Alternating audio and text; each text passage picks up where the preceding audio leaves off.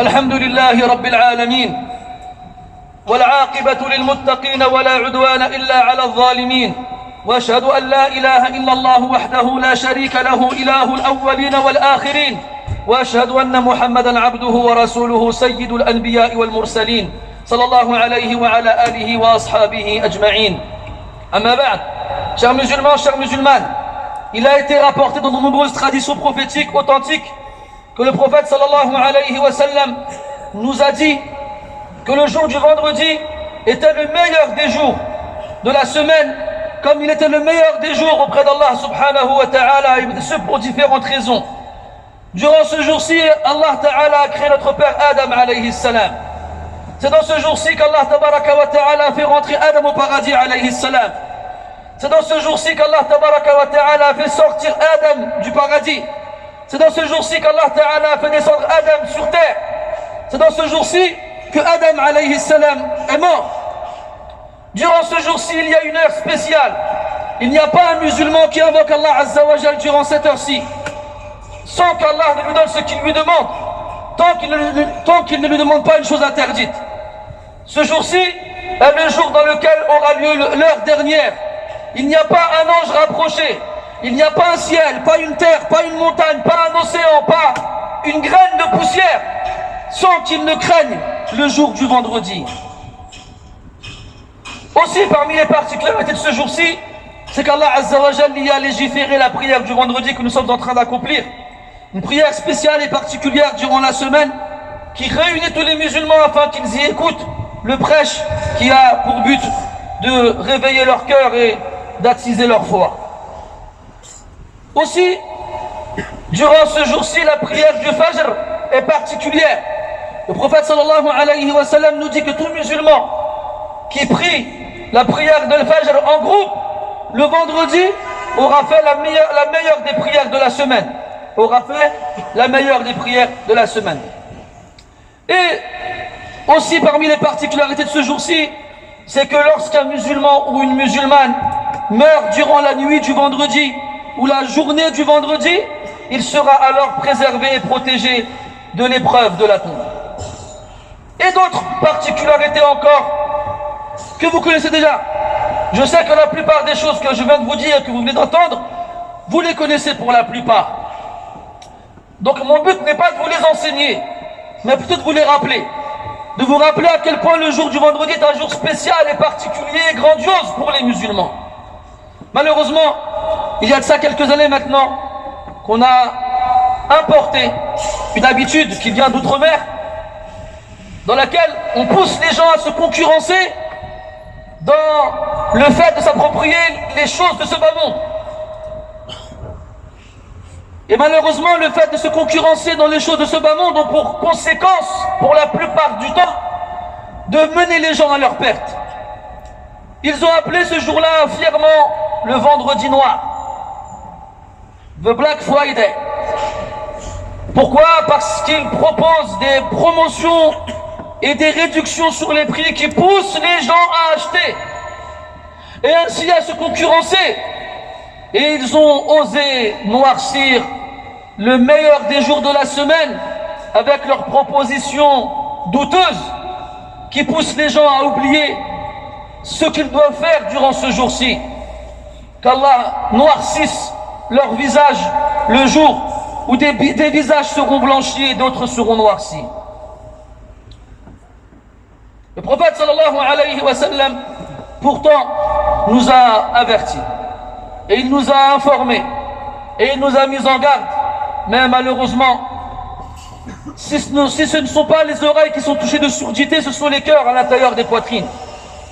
Le prophète sallallahu alayhi wa sallam, et il est important de recontextualiser cette parole, car ils étaient à la mosquée et un des compagnons du prophète sallallahu alayhi wa sallam revient d'un voyage qu'il a fait au Bahreïn. Et le roi de Bahreïn avait offert des cadeaux au prophète alayhi salatu wassalam. Alors que le prophète était avec ses compagnons à la mosquée, ils entendirent la caravane arriver, jetèrent un œil et virent à quel point elle était chargée. Alors ils étaient impatients de découvrir ce qui s'y trouvait. Et le prophète sallallahu alayhi wa sallam leur a souri. Et il leur a dit, Mal faqra akhsha alaykum. Je n'ai pas peur pour vous de la pauvreté que vous soyez pauvres. Ce que j'ai peur pour vous, an tubsata alaykum ad-dunya, qu'on vous ouvre pleinement ce bas monde. Fatanafasu kama busitat ala man kana qablakum. Comme il a été ouvert pleinement à ceux qui vous ont précédés. Fatanafasuha kama tanafasuha. Vous vous concurrencerez dans ce bas monde comme ceux qui vous ont précédés se sont concurrencés. Fatuhlikakum kama ahlakathum. Et elle vous anéantira comme elle les a anéantis. Et dans une version du hadith, il a dit Fatulhikum kama alhathum. Elle vous distraira comme elles les ont distraits. Mes frères, billahi alaykum, franchement, est-ce qu'on a déjà connu une période comme celle-ci? On est à la maison, même pas besoin de sortir et de se bousculer avec les gens dans les magasins afin d'obtenir l'article le moins cher de chez soi, sur son téléphone, assis au chaud dans son canapé. On n'a qu'à défiler les applications qu'on connaît tous, Amazon et compagnie, pour avoir droit aux meilleures promotions et aux meilleurs articles. Et lorsqu'on voit ce déferlement de prix réduits, on est poussé à acheter des choses dont on n'a même pas besoin, des choses qui ne nous servent à rien, des choses qu'on achète, puis qu'on met à la maison dans un coin et dont on ne se sert jamais. Puis 1 an plus tard, 2 ans plus tard, on tombe dessus en faisant des rangements et on se rend compte qu'on n'a jamais ouvert le carton, alors on le vend sur le bon coin en espérant gagner un peu d'argent à défaut de ne pas en perdre. Nous vivons une époque sans précédent. On a beau se ravir des avancées technologiques, on a beau être content de la facilité que ça apporte, parce qu'on ne peut pas non plus nier le fait que de rester chez soi et acheter ce qu'on veut et se faire livrer le lendemain, c'est une facilité énorme. Mais à quel prix? À quel prix? Au prix où ce bas monde devient notre fixation, notre obsession, au point où on ne pense plus à rien d'autre qu'à cela. Pourtant, dans de nombreuses traditions prophétiques, le prophète sallallahu alayhi wa sallam nous effraie, nous fait voir que celui qui court après ce bas monde n'est qu'un esclave, qui ne fait qu'obéir à son maître. Ta'isa abdud dinar, ta'isa abdud dirham, ta'isa wantakas. Ça veut dire quoi ta'isa? Ay lu'ina, wa bu'ida, wa halaka. Qu'il soit anéanti, l'esclave du dinar, l'esclave du dirham, et aujourd'hui dit l'esclave de l'euro et du dollar, l'esclave de l'or et de l'argent. Ta'isa abdul khamisa, ta'isa abdul qatifa. Même les vêtements, al-khamisa ou al-qatifa à l'époque étaient les meilleurs vêtements que les Arabes portaient et connaissaient. Et aujourd'hui pareil, il y a des soldes, toujours des soldes, les meilleurs manteaux au meilleur prix, les meilleurs pantalons au meilleur prix, les meilleures chaussures au meilleur prix. Pourtant chez nous on a tous des armoires pleines à craquer, des placards pleins à craquer, des chaussures qu'on n'a pas portées une seule fois. En attendant le bonjour, maintenant les gens qu'est-ce qu'ils font? Ils achètent des chaussures qui vont avec la couleur de leurs pantalons. À une époque c'est les femmes qui faisaient cela, ça nous faisait rire nous les hommes. Mais billah alaykoum, quelle est la différence aujourd'hui? Les jeunes qui ont des survêtements bleus porteront des chaussures bleues quand ils mettront le survêtement bleu. Et lorsqu'il sera vert, ils auront des chaussures vertes. Et lorsqu'il sera noir, ils auront des chaussures noires. Et pareil pour la veste, et pareil pour le sac. Les frères, si vous pouvez avancer, barakallahu fikum, et vous saignez, Allah yahfadkum. On s'est fait avoir. On est tous tombés dans le piège. Et on est devenus des esclaves de ce qu'on possède. Mais la question, elle se pose d'elle-même. Est-ce que c'est nous qui possédons ces choses-là? Ou bien est-ce que ce sont ces choses-là qui nous possèdent? Notre objectif qui nous hante jour et nuit est de travailler le plus, pour gagner le plus, pour acheter le plus. Et à la fin quoi? Oublier la raison pour laquelle Allah subhanahu wa ta'ala nous a créés. Regardez comment ils font des efforts surhumains pour semer dans nos cœurs l'amour de ce bas monde, jusqu'à nous faire oublier l'au-delà, l'au-delà pour laquelle on a été créé réellement, l'au-delà qui est meilleur que ce bas monde et qui reste à jamais. Comme Allah a dit dans le Coran subhanahu wa ta'ala, Kalla bal tuhibbuna al-ajila wa tadharuna al-akhirah. Non, Au contraire, vous aimez celle qui va partir vite, al-ajila, wa tadharuna al-akhirah, et vous laissez l'au-delà. Ou encore l'autre verset que vous connaissez tous, bal tu'thiruna al-hayata ad-dunya, mais vous préférez ce bas monde, wal-akhiratu khayrun wa abqa, alors que l'au-delà est meilleur et subsiste et reste. Il ne cesse de nous encourager et de nous pousser à la surenchère, à avoir toujours plus que les autres, même si ce qu'on va obtenir, on n'en a pas besoin. Et bien entendu, le but est de nous faire délaisser ce qui va être pour nous profitable auprès d'Allah subhanahu wa ta'ala, jusqu'au jour où c'est trop tard, jusqu'au jour où on meurt. Et là, on se rend compte qu'on n'a pas assez œuvré pour obtenir la miséricorde d'Allah subhanahu wa ta'ala et repousser de nos visages son châtiment. Comme Allah nous dit dans le Coran, dans une sourate qu'on connaît tous, qu'on apprend tous, quand on est encore un petit garçon ou une petite fille. ألهاكم التكاثر حتى زرتم المقابر كلا سوف تعلمون ثم كلا سوف تعلمون. La surenchère vous a distrait jusqu'à ce que vous visitiez les cimetières. Ça veut dire que vous passez votre temps à vous surenchérir, à vouloir avoir plus que les autres, jusqu'à ce que vous mouriez et qu'on vous enterre dans vos tombeaux. Kalla sawfa ta'lamun. Non, bientôt vous saurez. Thumma kalla sawfa ta'lamun. Ensuite, non, bientôt vous saurez. Vous voulez pas comprendre? Un jour viendra où vous mourrez. Un jour viendra où vous serez enterrés. Et un jour viendra où avec les yeux de la vérité vous verrez les choses. Et là vous vous direz, ma aghna anni maliyah, halaka anni sultaniyah. Ma fortune ne m'a servi à rien. Mon pouvoir s'en est allé. Qu'est-ce que tu vas faire dans la tombe avec le dernier iPad ou les dernières baskets à la mode? Rien du tout. Rien du tout. Le seul vêtement que tu emporteras avec toi est un simple drap blanc dans lequel il n'y a ni poche, ni fermeture éclair, ni bouton. Rien du tout. Tout ce qui t'accompagnera dans la tombe, ce sont tes actions. Les actions qui ont encore le plus de valeur auprès d'Allah le jour du vendredi. Ce bas monde, mes frères, est comme le prophète nous l'a décrit dans de nombreux hadiths, sallallahu alayhi wa sallam. Les frères, il ne faut pas parler pendant la khutbah. Il ne faut pas parler pendant la khutbah. Que ce soit ceux qui rentrent ou ceux qui sortent, ou les frères qui font la circulation, ne parlez pas. Vous annulez votre récompense que vous êtes censé gagner pendant la khutbah. Alors ne parlez pas. Je disais que le prophète sallallahu alayhi wa sallam a décrit ce bas monde de nombreuses façons. Il nous a dit que ce bas monde était maudit, comme tout ce qui s'y trouve.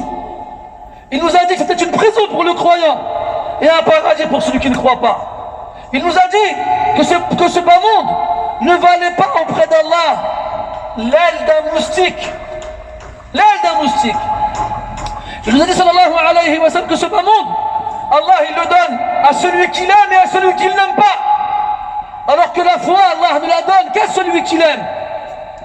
Ce bas monde, on ne doit pas vouloir de lui. Et on doit prendre de lui ce qui nous sert à la raison première pour laquelle nous avons été créés, c'est-à-dire adorer Allah subhanahu wa ta'ala. Malheureusement, on a fait l'inverse. On en a fait une idole qu'on adore à la place d'Allah subhanahu wa ta'ala. On la met devant nos yeux. On prie pour elle 50 fois par jour. Alors qu'au départ, comme vous le savez tous, Allah nous avait légiféré 50 prières par jour. 50. Puis par miséricorde envers nous, il n'a cessé d'alléger jusqu'à ce que ça devienne 5 prières par jour. 5 prières qui restent encore trop lourdes pour beaucoup de musulmans. Alors que si ce bas monde nous demandait de le prier 50 fois par jour, on ne trouverait pas de difficulté. Combien de fois est-ce qu'on va sur internet avec notre téléphone par jour? Combien de fois? Combien de fois? On passe la journée à le faire. Il y a des études qui ont été faites par des scientifiques qui disent que le téléphone, on le consulte pas moins de 200 fois par jour. Pas moins de 200 fois par jour. Ah, je vais regarder sur Amazon s'il n'y a pas une vente flash. Ah, je vais aller sur AliExpress, sur Wish. Vous inquiétez pas, on les connaît. Hein. Je vais voir s'il n'y a pas un iPad 50% moins cher. Ou bien des baskets. Ou bien un voyage. Ou bien une voiture. Alors qu'on a tout. J'ai déjà un iPad, mais j'en veux un autre. J'ai déjà des baskets, mais j'en veux des autres. J'ai déjà un ordinateur, mais j'en veux un autre, moins cher et meilleur. Toujours à la recherche de la bonne affaire. Ce bas monde n'a pas été créé pour ça. Allah tabaraka wa ta'ala l'a créé pour nous, pour qu'on s'en serve, pour l'adorer. Il ne nous a pas créé nous pour ce bas monde, pour qu'on l'adore et on oublie notre Seigneur subhanahu wa ta'ala. Musulmans, musulmanes, craignez Allah subhanahu wa ta'ala et sachez qu'Allah azza wa jal a mis cet argent qu'on a entre les mains comme un dépôt qu'il nous a confié. Il observe comment on l'économise, comment on le gagne et comment on va le dépenser. Et il nous interrogera dessus le jour de la résurrection. Où on a eu l'argent? D'où il vient? Et dans quoi on l'a dépensé? Dans quoi est-ce qu'on l'a dépensé? Au lieu de remplir les marchés, les supermarchés, les hypermarchés, les grandes surfaces, ou bien rester chez soi, passer son temps à la recherche de bonnes affaires sur son téléphone ou sa tablette. Alors que ces marchés-là, ces centres commerciaux, sont les endroits qu'Allah déteste le plus, ici-bas. Et sont les champs de bataille de Shaitan, où ils poussent les gens à tricher et à oublier leur Seigneur, subhanahu wa ta'ala. Au lieu de faire ça, le vendredi en plus, ça commence aujourd'hui. Coïncidence. Au lieu de faire ça, remplissez les mosquées. Regardez, vous limite vous êtes excusés, vous êtes dans des circonstances particulières. Mais la plupart des musulmans, le vendredi, se sentent emprisonnés à la mosquée. Ils ont l'impression que l'imam les tient en otage. Ils ont l'impression que l'imam leur demande une rançon. Ils ont l'impression qu'il est là en train de leur parler de choses, soit qu'ils connaissent déjà, soit dont ils n'ont pas besoin. Vous savez, de ma courte et faible expérience, ça fait 15 ans que je monte sur le minbar le vendredi. 15 ans que presque tous les vendredis j'ai quelqu'un qui vient me dire « C'était trop long ». Ah ouais, c'était trop long. Et quand vous allez à Carrefour, ou bien vous allez à Leclerc, ou bien vous allez à Cora, vous restez combien de temps là-bas? Une demi-heure? Vous trouvez ça long? Non, vous ne trouvez pas ça long. Vous faites 10 fois le même rayon, en espérant tomber sur l'article que vous n'avez pas vu la fois précédente. Et quand il s'agit de faire la queue à la caisse, vous attendez, et vous dites rien. Vous espérez qu'une caisse ouvre, et si jamais il n'y en a pas qui ouvre, vous restez derrière 20 personnes, gentiment et patiemment. Quand le travail vous propose de rester plus longtemps pour avoir des heures supplémentaires, ben vous restez plus longtemps. Et ça ne vous dérange pas. Parce que c'est réel, c'est physique, c'est concret, c'est palpable. Là, l'argent, vous l'avez dans vos mains. Et quand vous allez au magasin, vous achetez le produit et vous l'avez dans votre sac. Et en rentrant chez vous, vous vous en servez. Là, c'est réel. Mais là, vous ne comprenez pas encore que c'est encore plus réel. C'est pour ça qu'Allah vous dit qu'Allah sawfa ta'lamoun. Bientôt vous saurez que cet argent-là que vous avez trimé pour le gagner, quand vous êtes mort, il est parti à vos héritiers. Il ne vous suit pas dans vos tombes. Même si on a pu voir des gens qui vernissent leurs tombeaux d'or et d'argent, même si on a pu voir des gens qui enterrent avec eux leur trésor lors de leur mort, eh bien lorsque le corps se décompose, lorsque le squelette redevient poussière, eh bien l'or et l'argent ne l'accompagnent pas là où il se rend. Voici la réalité pour laquelle vous avez été créés. Et voici cette réalité qu'on essaye de vous faire oublier. Ne remplacez pas ce qui n'a pas de valeur par ce qui en a. لا تؤثر الأدنى على الأعلى فتحرم ذا وذا يا ذلة الحرمان. Ne remplace pas ce qui n'a pas de valeur. Ne remplace pas ce qui a de la valeur parce qu'il n'a pas de valeur. Et dis-toi que celui qui s'éloigne de son Seigneur ne fait que se rapprocher du châtiment de l'enfer. Il n'y a pas de juste milieu entre les deux. Et je finirai avec ce verset où Allah Ta'ala dit I'lamu, s'adresse à nous tous, أنما الحياة الدنيا لعب ولهو وزينة وتفاخر بينكم وتكاثر في الأموال والأولاد. Sachez que ce bas monde n'est qu'un jeu, un amusement, une vaine parure, un orgueil entre nous et un moyen de surenchère dans les enfants et dans les biens. كمثل غيث, comme une pluie. أعجب الكفار نباته une pluie qui ne cesse d'émerveiller les paysans et les agriculteurs de la végétation qui sort de la terre après ce qu'elles sont passées. Puis, cette végétation qui est sortie de la terre fane et dépérit.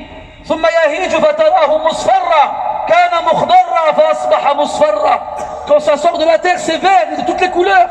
Puis ça finit par faner et sécher et devenir jaune.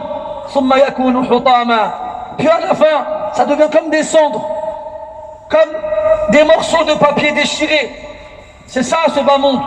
C'est beau, c'est joli, ça t'émerveille, ça te remplit d'étonnement, ça a toutes les couleurs.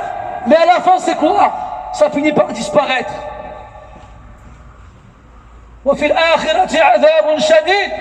Et dans l'au-delà, un châtiment terrible. Et du pardon de la part d'Allah et de la satisfaction. Et parmi ce qui vous permet d'obtenir le pardon d'Allah et sa satisfaction, cet argent que vous avez entre les mains et ce temps dont vous disposez et ces sacrifices et ces efforts que vous fournissez, c'est avec vos personnes et vos biens que vous entrerez au paradis par la miséricorde d'Allah subhanahu wa ta'ala. C'est pas en vous faisant plaisir toute la journée, puis à la fin, vous vous rappelez qu'Allah il existe, alors vous faites une prière comme un oiseau qui picore du pain dur, et après vous allez dormir à conscience tranquille. Wallah, si vous saviez comment le prophète sallallahu alayhi wa sallam passait sa nuit à prier jusqu'à ce que ses pieds s'enflent et s'ouvrent et jusqu'à ce qu'il saigne, on lui dit: Ya Rasulallah, Allah t'a tout pardonné, pourquoi tu te fatigues-tu ainsi? Il a répondu: Afala akunu abdan shakura. Ne dois-je pas être un serviteur reconnaissant? Fakunu min ash-shakirin ya ibadallah. Soyez reconnaissants pour tous ces bienfaits qu'Allah vous donne jour et nuit, matin et soir. نسأل الله سبحانه وتعالى ألا يجعلنا ممن ألهته هذه الدنيا عن الآخرة، ونسأله سبحانه وتعالى أن يجعلنا من أبناء الآخرة، ونسأله عز وجل أن يجعلنا ممن ينفق ماله في سبيل مرضاته، ونسأله سبحانه وتعالى ألا يجعل الدنيا هي أكبر همنا ولا مبلغ علمنا ولا إلى النار مصيرنا، ونسأله سبحانه وتعالى أن يؤتينا في الدنيا حسنة وفي الآخرة حسنة وأن يقينا عذاب النار. سبحانك اللهم وبحمدك، أشهد أن لا إله إلا أنت، نستغفرك ونتوب إليك، وصلى الله على نبينا محمد وعلى آله وأصحابه أجمعين، والحمد لله رب العالمين. وقوموا إلى صلاتكم يرحمكم الله.